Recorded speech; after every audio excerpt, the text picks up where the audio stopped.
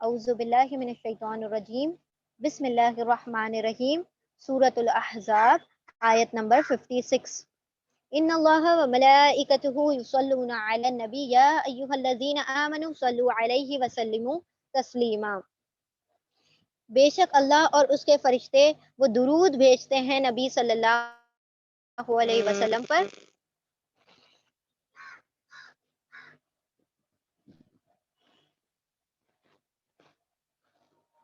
نبی صلی اللہ علیہ وسلم پر اللہ اور اس کے فرشتے درود بھیجتے ہیں۔ اے لوگو جو ایمان لائے ہو، تم بھی ان پر درود و سلام بھیجا کرو۔ آپ صلی اللہ علیہ وسلم نے فرمایا کہ سب سے بخیل شخص وہ ہے جس کے پاس مال نہیں ہے، دولت نہیں ہے، نہیں، سب سے بخیل شخص وہ ہے جس کے سامنے میرا تذکرہ کیا جائے اور وہ مجھ پر درود نہ بھیجے۔ تو سب سے کنجوس اور سب سے مائزر جو ہے وہ یہی ہے جو اللہ کے رسول پر درود نہیں بھیجتا۔ اور ایک درود ہی واحد عبادت ہے جس کے قبول ہونے کی 100% گارنٹی ہے۔ ہم نمازیں پڑھتے ہیں، ہمیں نہیں پتا کہ ہماری نمازیں کتنی مقبول ہے۔ ہم زکوٰۃ دے رہے ہیں، ہم نے ٹھیک طریقے سے دی یا نہیں دی۔ ہم نے کوئی اور عبادت کی، ہم نے سجدے کیے اللہ کے سامنے، ہم نے قیام کیے، کیا پتہ اس میں ریاکاری شامل ہو گئی ہو، کیا پتہ اس میں نیتوں کا اخلاص جو ہے وہ پوری طرح سے ہم نے اس کا مظاہرہ کیا ہو نہیں کیا ہو۔ ہم نے لوگوں کے اوپر احسان کیا، ہم نے کسی کی مدد کی، کیا پتہ اس کے اندر کسی نہ کسی کی کوئی نہ کوئی ایسی چیز آ گئی ہو جو اللہ کی بارگاہ میں قبول نہ ہوئی ہو۔ لیکن جب بندہ درود بھیجتا ہے تو اس کا قبول ہونا لازمی ہے، کیونکہ اللہ بھی اور اس کے فرشتے بھی، جب ہم کہتے ہیں کہ اللہ اپنے نبی پر رحمت بھیج، اپنے نبی پر برکت بھیج، تو بے شک اللہ سبحانہ تعالیٰ جو نبی سے محبت کرتے ہیں تو وہ ان پر رحمتیں اور برکتیں بھیجتے ہیں۔ اور اس کا صلہ یہ ہوتا ہے کہ اللہ سبحانہ تعالیٰ نبی پر درود بھیجنے والوں کے اوپر بھی رحمتیں اور برکتیں نازل فرماتے ہیں۔ تو جتنا زیادہ ہم نبی پر درود بھیجتے ہیں انشاءاللہ قیامت کے دن اتنا قرب ہم نبی صلی اللہ علیہ وسلم کا قیامت کے دن پائیں گے۔ اور کچھ یہ چیزیں ہمیں اور مطلب ایسے ہی مل گئی تھی، اس کی کوئی سند وغیرہ نہیں ملی، لیکن بات بہت اچھی لگی تو ہم نے سوچا کہ آپ لوگوں کو بتا دیں کہ اگر جن لوگوں کے جو بچے ہوتے ہیں وہ بڑے نافرمان ہو جاتے ہیں اور ضدی ہوتے ہیں، تو وہ کثرت سے ان کو درود پڑھنا سکھائیں بھی اور ان کو درود کا وظیفہ مطلب ان کے زبان پر درود کو جاری کروا دیں، جس کی وجہ سے ان کا دل نرم ہو جائے گا اور وہ اپنے والدین کے فرما بردار ہو جائیں گے۔ اب یہ اس کے کوئی وہ نہیں ملی ہمیں دلیل، لیکن بہت پیاری لگی یہ بات۔ بے شک اب جب اللہ سبحانہ وتعالیٰ جب درود پڑھا جا رہا ہے، وہ قبول ہو رہا ہے، تو اس کے بجائے رحمت مل رہی ہے، تو جب رحمت بچوں پر نازل ہوگی اللہ کی، تو بے شک وہ اللہ اپنے والدین کے فرما بردار ہوں گے۔ اور درود بھیجنے سے نبی صلی اللہ علیہ وسلم کی محبت بھی ہمارے دل میں پیدا ہوتی ہے، اور جب نبی کی محبت ہمارے دل میں پیدا ہوگی تو ہم ان کے طریقوں پر چلنے کی کوشش کریں گے، اور جب طریقوں پر چلنے کی کوشش کریں گے تو اس سے اللہ بھی راضی ہوگا، اور اللہ راضی ہوگا تو بے شک اللہ سبحانہ و تعالیٰ کی رحمت کا جو سب سے بڑا صلہ وہ جنت ہے، تو انشاءاللہ ہم جنت کو بھی ضرور پالیں گے۔ تو یہ چھوٹی چھوٹی چیزیں ہیں جو کہ بہت مشکل نہیں ہیں، بہت آسان ہیں، لیکن ان کے جو اجر ہیں وہ پورے گارنٹیڈ ہیں۔ اس میں کوئی شک نہیں ہے کہ اللہ سبحانہ و تعالیٰ درود بھیجنے والوں پر اپنی رحمت نہ نازل کرتے ہوں۔ یہ تو 100% یہ ہے قبول ہونے والی عبادت ہے۔ اللہ اور اس کے ملائکہ نبی پر درود بھیجتے ہیں۔ اے لوگو جو ایمان لائے ہو، تم بھی ان پر درود اور سلام بھیجا کرو۔ جو لوگ اللہ اور اس کے رسول کو اذیت دیتے ہیں ان پر دنیا اور آخرت میں اللہ نے لعنت فرمائی ہے اور ان کے لیے رسوا کن عذاب مہیا کر دیا ہے۔ اور جو لوگ مومن مردوں اور عورتوں کو بے قصور اذیت دیتے ہیں انہوں نے ایک بڑے بہتان اور سری گناہ کا وبال اپنے سر لے لیا ہے۔ اسی لیے اللہ سبحانہ تعالیٰ نے فرما دیا کہ ایک مومن کا دوسرے مومن پر کیا 3 چیزیں حرام ہیں، ایک جان، ایک مال اور ایک عزت۔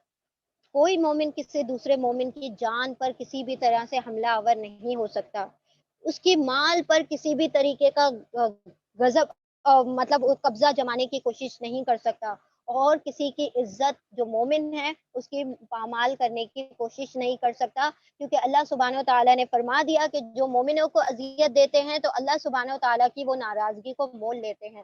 تو دیکھیں ہم بھی نا بعض اوقات ہم سمجھتے ہیں کہ یہ تو کافروں کے بارے میں بات ہو رہی ہوگی، نہیں، ہم کئی مرتبہ مومنوں کے دلوں کو دکھاتے ہیں، نہیں دکھاتے ہیں کیا؟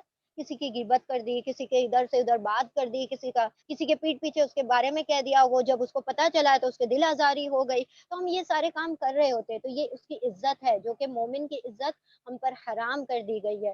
اللہ سبحانہ وتعالیٰ ان تمام جو دلوں کی بیماریاں ہیں، جھگڑے ہیں، فساد ہے، کینہ ہے، بغض ہے، حسد ہے، اللہ سبحانہ وتعالیٰ ان تمام بیماریوں سے ہمارے دلوں کو پاک کر دے اور ہمارے دلوں کو قلب سلیم بنا دے، جس طریقے سے نبی ابراہیم علیہ السلام کا دل تھا اواہ منیب والا، اللہ ہمیں بھی بڑا رجوع کرنے والا اور بڑا نرم دل عطا کر دے کہ ہم تیرے بندوں کے کسی بھی طریقے سے حق تلفی نہ کریں۔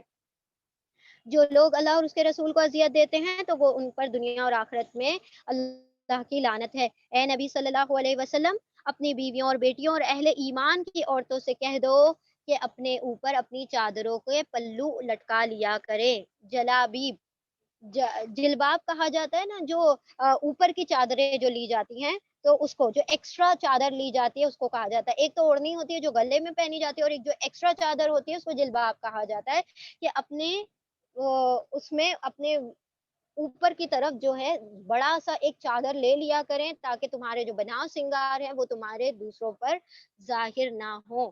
آیت نمبر 59۔ اپنی چادروں کے پلو لٹکا لیا کریں، یہ زیادہ مناسب طریقہ ہے تاکہ وہ پہچان لی جائیں اور نہ ستائی جائیں۔ اللہ تعالیٰ غفور الرحیم ہے۔ پہچان لی جائیں یعنی کہ ان کے محرم انہیں پہچان لے، اور جو نہ محرم ہے ان کو ستائیں نہیں۔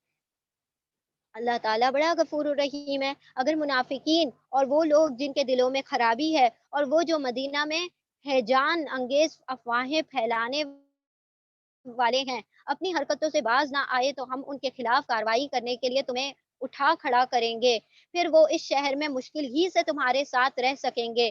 ان پر ہر طرف سے لعنت کی بوچھار ہوگی، جہاں کہیں پائے جائیں گے پکڑے جائیں گے اور بری طرح سے مارے جائیں گے۔ یہ اللہ کی سنت ہے جو ایسے لوگوں کے معاملے میں پہلے سے چلی آ رہی ہے، اور تم اللہ کی سنت میں کوئی تبدیلی نہیں پاؤ گے۔ یعنی جب بندے سرکش ہو جاتے ہیں، حد سے بڑھ جاتے ہیں، تو یہی اللہ کی سنت ہے کہ پھر ان کو تباہ اور برباد کر دیا جاتا ہے، یا تو ان کو عذاب دیا جاتا ہے۔ تو پچھلی امتوں پہ جو فرشتے تھے وہ عذاب لے کر آئے تھے، لیکن جو یہ امتی پھر یہ جو اہل عرب تھے ان کے اوپر یہ بشر کے ذریعے سے عذاب آیا کہ ان کو قتل کرنے کا حکم دے دیا گیا۔ لوگ تم سے پوچھتے ہیں کہ قیامت کی گھڑی کب آئے گی۔ دیکھیں اب اللہ سبحانہ وتعالیٰ نے پچھلی سورت کے آخر میں بیان کیا تھا کہ قیامت جو ہے وہ صرف اور صرف اس کا علم اللہ ہی کے پاس ہے۔ یہ مکی سورہ ہے، وہ مدنی سورہ تھی۔ یہ جو مکہ میں یہ سارے سوالات اٹھاتے تھے، اللہ سبحانہ وتعالیٰ نے اس کے جوابات دیے ہیں۔ آیت نمبر آیت نمبر 63، آیت نمبر 62 اور 63 میں اللہ سبحانہ تعالیٰ نے یہاں پر فرما دیا، لوگ تم سے پوچھتے ہیں قیامت کب آئے گی، یہ اس کا وقت پوچھتے رہتے تھے کہ کب آئے گی، کب نازل ہوگی، ہم پر پتھراؤ برسا دو۔ اللہ سبحانہ تعالیٰ نے کہا اس کا علم صرف اور صرف اللہ حکیم و دانا کے پاس ہے۔ لوگ تم سے پوچھتے ہیں قیامت کی گھڑی کب آئے گی، کہو اس کا علم تو صرف اللہ ہی کو ہے، تمہیں کیا خبر شاید کہ وہ قریب ہی آ لگی ہو۔ آپ صلی اللہ علیہ وسلم نے فرمایا میں اور قیامت یہ جو پہلی انگلی اور دوسری انگلی ہے اتنے قریب ہیں، اور ہمارے کتنے قریب ہوگی، تو یہ ان کو آگاہی کی جا رہی ہے کہ قیامت تمہارے بہت قریب آ چکی ہے۔ بہرحال یہ امر یقینی ہے کہ اللہ نے کافروں پر لعنت کی ہے اور ان کے لیے بھڑکتی ہوئی آگ مہیا کر دی ہے جس میں وہ ہمیشہ رہیں گے، کوئی حامی اور مددگار نہ پا سکیں گے۔ جس روز ان کے چہرے آگ پر الٹ پلٹ کیے جائیں گے، یعنی جس طریقے سے کوئی بوٹیوں کو سیخ پر لگا کر بھون دیتا ہے اس طریقے سے ان کو بھی رول کیا جائے گا آگ میں۔ اس وقت وہ کہیں گے کہ کاش ہم نے اللہ اور رسول کی اطاعت کی ہوتی، اور کہیں گے اے ہمارے رب، ہم نے اپنے سرداروں اور اپنے بڑوں کی اطاعت کی اور انہوں نے ہمیں راہ راست سے گمراہ کر دیا۔ اے رب ان کو دوہرا عذاب دے دے اور ان پر سخت لعنت کر، جنہوں نے ہمیں گمراہ کیا ان کو ڈبل عذاب دے۔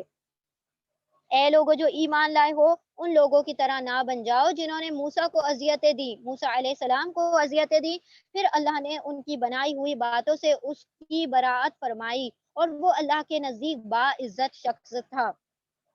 اے ایمان لانے والو، اللہ سے ڈرو اور ٹھیک ٹھیک بات کیا کرو، اللہ تمہارے اعمال درست کر دے گا اور تمہارے قصوروں سے درگزر فرما دے گا۔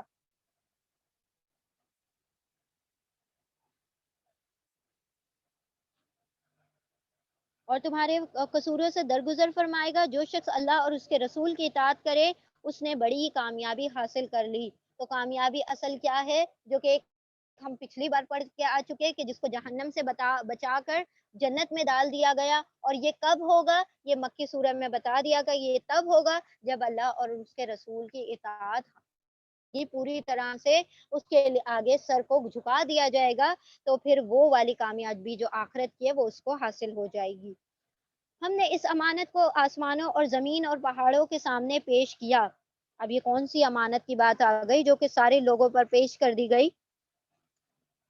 یہ امانت ہے جو اللہ سبحانہ و تعالیٰ نے دین کی تبلیغ کا. امانت سے مراد ہے ان ذمہ داریوں کا بوجھ جو اللہ تعالیٰ نے اپنے زمین میں اختیارات اور عقل دے کر انسانوں پر ڈال دی. اللہ نے اس سے پہلے انسانوں کے اوپر کہ تم نے یہ کام کرنا ہے کہ زمین کی باغ دوڑ تمہیں دی جاتی ہے. ساری مخلوقات نے منع کر دیا یا اللہ ہم سے یہ بوجھ نہیں اٹھ پائے گا, ہم نہیں ہیں اس کے اہل. تو کیا ہوا؟ انسانوں نے کہہ دیا کہ اللہ ہم جو ہیں تیرا جو دین کو غلبہ دیں گے, ہم جا کر ساری تیری امانتوں کی پاسداری کریں گے. تو سارے دیکھیں اللہ سبحانہ تعالیٰ نے سب کے اوپر اس کو پیش کیا. اے لوگوں جو ایمان لائے ہو, ہم نے اس امانت کو آسمانوں اور زمین اور پہاڑوں کے سامنے پیش کیا تو وہ اسے اٹھانے کے لیے تیار نہ ہوئے اور اس سے ڈر گئے کہ اللہ تیری اس امانت کا, تیری ذمہ داریوں کا حق ہم کیسے ادا کر پائیں گے, ہمارے بس کی بات تو یہ نہیں ہے. تو وہ سارے کے سارے سر جھکا کر کھڑے ہو گئے کہ اللہ ہمارے بس کی بات نہیں. مگر انسان نے اسے اٹھا لیا. انسان کہنے لگا کہ اللہ جو ذمہ داری تو ہم پر ڈال ہم سارے کرنے کو تیار ہے. جیسے کہ ہم عالم ارواح پر سارے وعدے کر کے آئے تھے, ایک وعدہ تو ہمیں یاد نہیں ہے کہ اللہ سے ہم نے یہ بھی وعدہ کیا تھا کہ تو ہمارا رب ہے, ہمیں کچھ بھی نہیں یاد ہے. اور ہم وہ ساری ذمہ داریاں اللہ سے عالم ارواح پر لے کر آئے کہ اللہ تیرے دین کو غلبہ دیں گے, ہم تیری جو بتائی ہوئی راہیں ہیں اس پر چلیں گے. تو ہم خود تو وہ کرتے نہیں ہیں, ہم کہاں دوسروں کو پھر وہ ذمہ داری دوسروں کی اٹھائیں گے. تو یہاں پر اللہ نے کہا کہ مگر انسانوں نے اسے اٹھا لیا, بے شک وہ بڑا ظالم اور جاہل ہے.